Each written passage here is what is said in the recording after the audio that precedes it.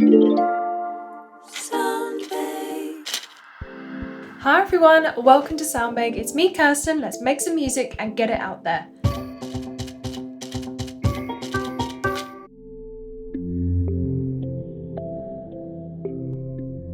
So last week I told you a little bit about sample libraries, but I made sure not to tell you where to buy them or what libraries were available.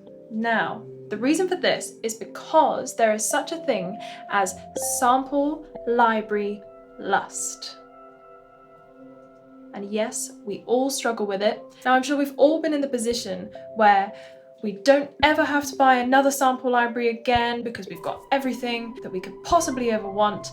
And then we think, ooh, maybe I could use a guitar here. Now, a guitar is a part of the orchestra. I suppose that's not breaking my rule of not having to buy another sample library. Maybe I'll get a guitar. So I've just bought 3 guitars and 4 synthesizers that sound like guitars. Okay, that's probably enough now. I probably have everything I need, especially for this project. I don't need anything else, but I forgot about bass guitars. Ooh, what about bass guitars? Maybe I should buy a bass guitar, or maybe a harp. Actually, I have a harp. Oh, but it doesn't have all the textures that I want, so maybe I should buy some other experimental harp. Ooh, what about experimental piano?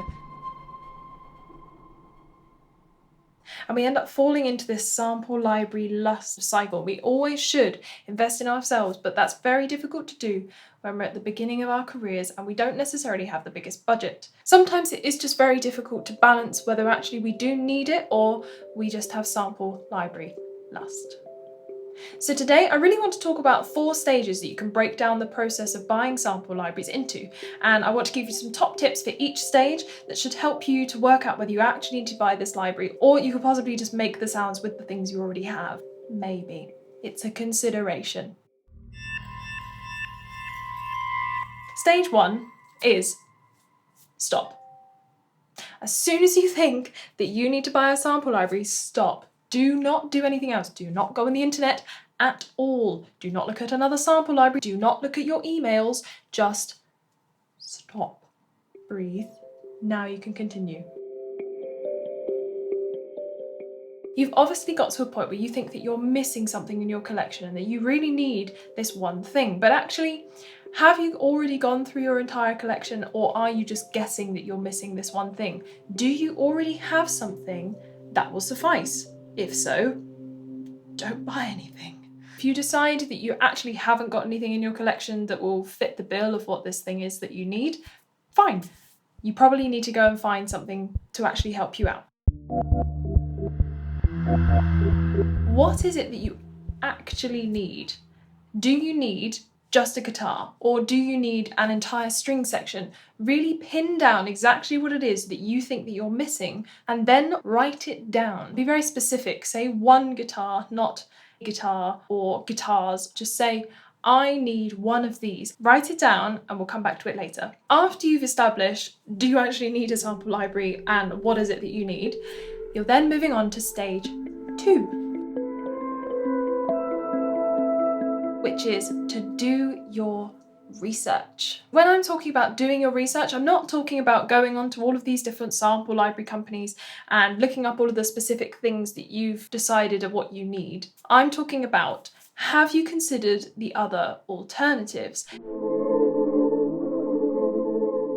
Perhaps at the beginning of this whole cycle, you thought, okay, I've got my template, everything's sorted, I never need to buy another sample library because I am only ever going to bulk up my music with live players. I'm going to employ people, musicians, to come and play for me to make my music better. And now you've sort of forgotten about that. Maybe you've decided that actually that's too much hassle, but have you considered that actually it might add something to the character of the music that you won't be able to get through samples? Sample libraries are brilliant, but there is something about working with live musicians that you can't recreate through technology. Look out for free libraries. Now, there are loads of places that you can get really good libraries. One of those is actually something called pianobook.co.uk. It's actually a community where composers, developers, musicians make their own sample libraries and then they put them on this website for free for everyone to download. And there are so many different types of each thing available that it's wonderful and you have so much choice. So definitely check out different platforms like that. There are definitely other platforms that you can use as well. There are places like Contact Hub or Soundbake. So definitely have a look to see if the thing that you need is actually available for free somewhere. And there's actually another alternative that you might want to consider, and that is, rather than buying a sample library permanently, maybe you could actually get a subscription instead for the length of time that you're going to be needing this sample library. It might be that actually you only need this sample library for the duration of a project, and it seems like an awful big investment to spend hundreds of pounds or hundreds of dollars on something that you might not use very many times in the future. There are companies that allow you to pay a monthly or annual subscription and to have access to all of their libraries or most of their libraries. All you do is you simply pay this recurring fee that most of the time you can cancel at any time. You're then able to use the libraries that you need to for your project, and then as soon as you're done using them, you cancel your subscription, you've paid your fee, and instead of paying £800 for some strings, you've actually only paid £50 for 2 months worth of those strings. Now, if you've had a look into all of these other alternatives and you still decide that actually, no, you think you will use this library again, so you need to get a permanent version, or actually you would love to record a musician, but maybe you don't have the equipment or the space or the time, then definitely move on to stage 3. Stage 3 of dealing with sample library lust is looking for the one.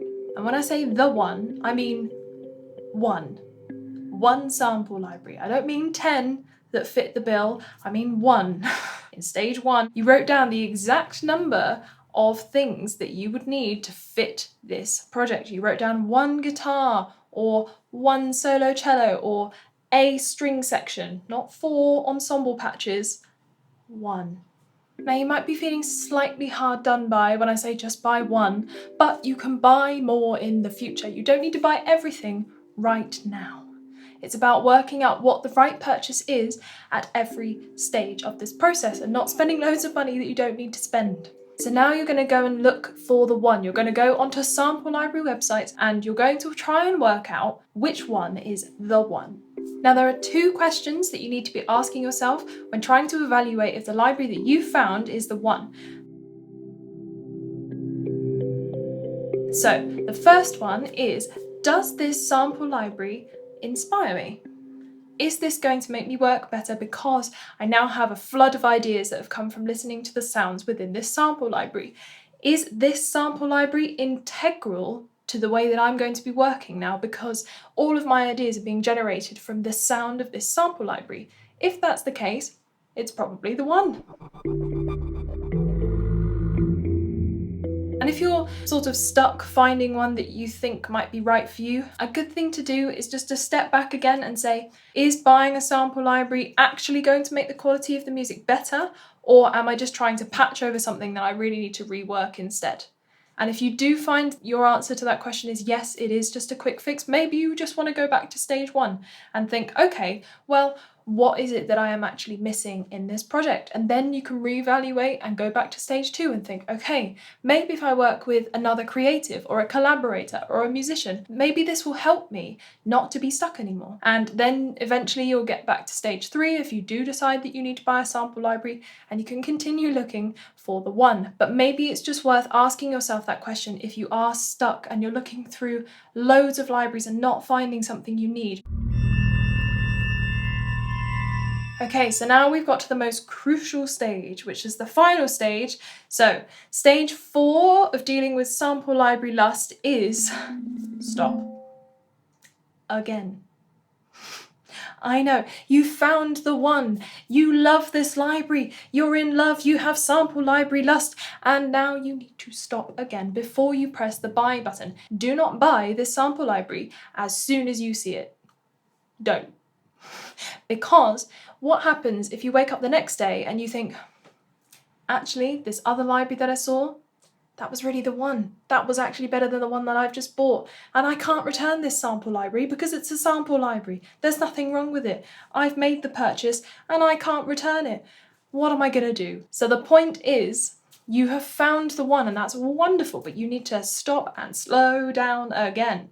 You need to just make sure over the course of the next day that you actually think, yes, this really is the library that I need for this. Of course, time constraints might stop you from doing this. If you're in a really busy project and you do actually just need to buy it right away, go ahead, buy it right away. That makes complete sense. But if you have time, just slow down a little. Make sure that you're using your budget wisely, okay? You've waited a while.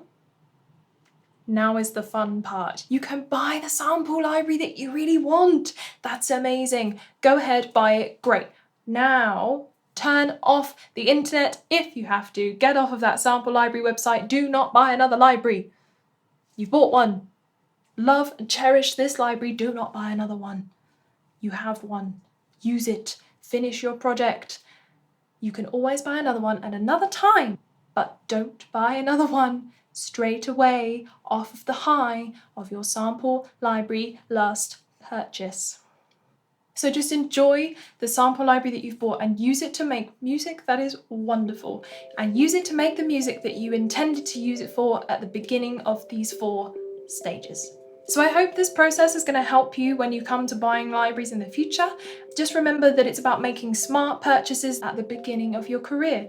You never know, you might end up in the position where when there's a new sample library, you can just buy it because you want to. And there are composers that have done that, and they do that. They have assistants just for that.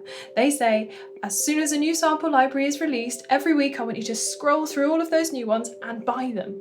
You might get to that stage, but it just might be very difficult to get to that stage if at the beginning of your career you're just spending your money on things that actually maybe aren't going to help your progression as much as you might think that they will. So next week's video actually leads on from today's video, in that we're going to be talking about how to invest in yourself as a composer, because as a composer you are a brand, and we're going to be talking about some of the purchases that you could make early on in your career that might help you later on, that might help you get to the next stage of your career. So if you want to learn a little bit more about the things that could help you on your career path from the very beginning, then stick around for next week's video, and in the meantime check out these tasty videos right here.